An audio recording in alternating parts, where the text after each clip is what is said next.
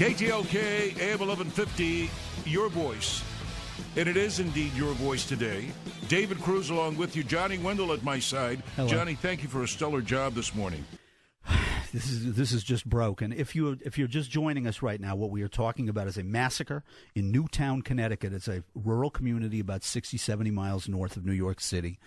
18 children, 27 people killed in total. What David said, this is what happened. So far as we can piece together. My skin is crawling right now. I am getting chills from just the thought. I had to break the news to you just moments ago, seconds ago, that the shooter walked in. Let me just describe this, Johnny. Okay. He took off from Hoboken, it is believed, and I did a mileage check. He drove an hour and a half, 1 hour and 35 minutes to be precise. Yeah. 78.9 miles. Right. And in his mind, he was going after his mother.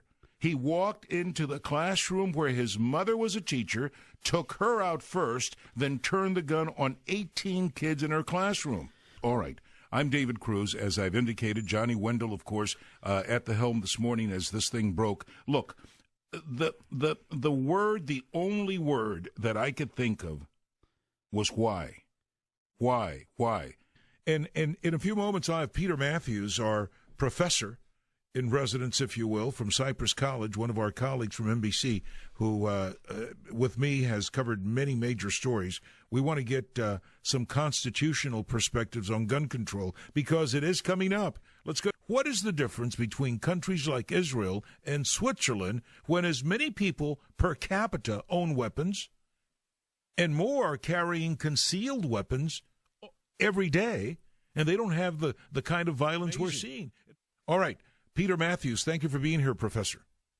Good to be here, Dave, on a tragic day, but I'm right here for you. Go ahead. Well, thank you. On this day, when people are already moving very quickly with lots of passion and anger into the conversation about gun control, and we think about the Second Amendment and so forth, constitutionally speaking, because you're a scholar that has also looked at that, what are we in for when we get into that debate?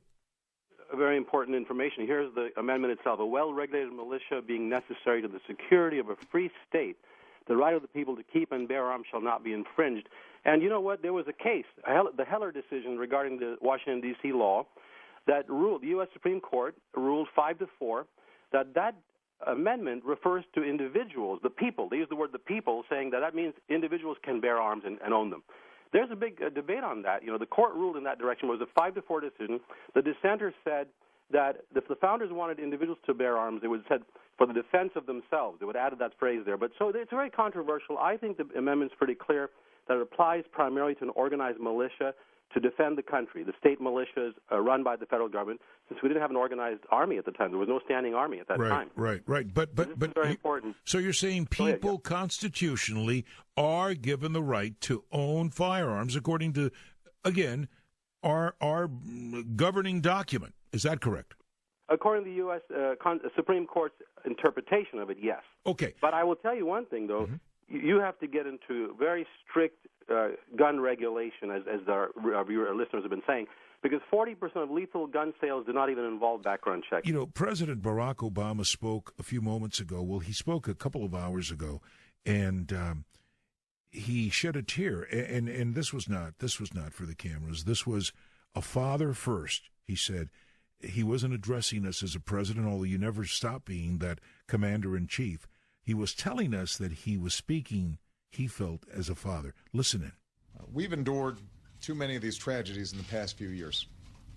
And each time I learn the news, I react not as a president, but as anybody else would, as a parent. And that was especially true today. I know there's not a parent in America who doesn't feel the same overwhelming grief that I do. The majority of those who died today were children. Beautiful little kids between the ages of 5 and 10 years old.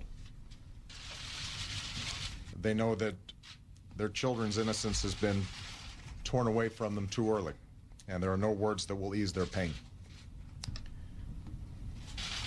As a country, we have been through this too many times.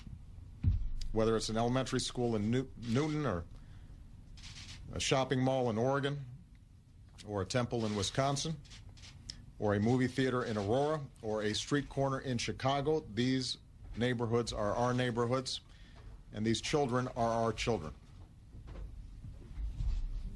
And we're going to have to come together and take meaningful action to prevent more tragedies like this, regardless of the politics.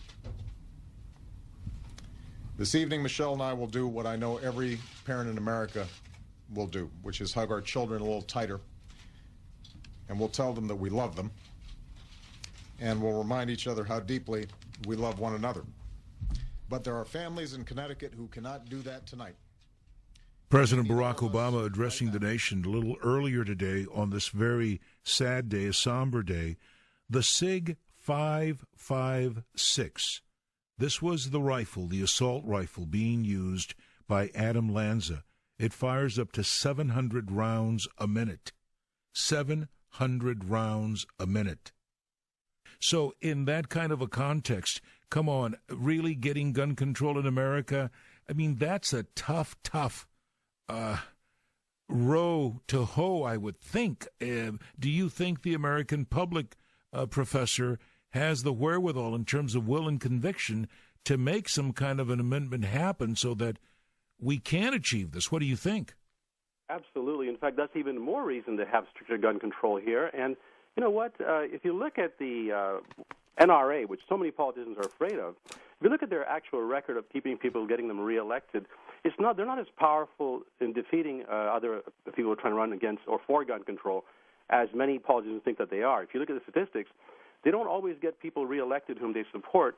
And here's the thing, Dave. We have to somehow get this under control, because if we don't, it's going to happen to my daughter's school in the near future. She's 1 year old. We're blessed with a 1-year-old daughter who in 5 years will be going to elementary school nearby, and it's going to happen to her.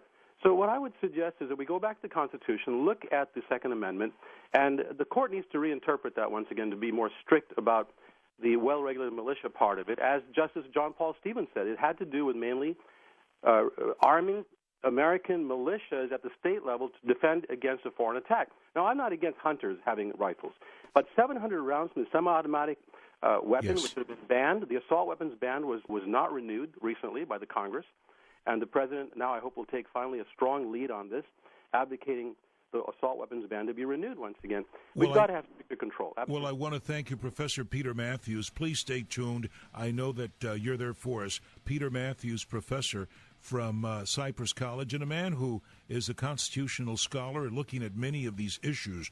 Coming back, we continue to take your calls. David Cruz, KTLK AM 1150, your voice. This is our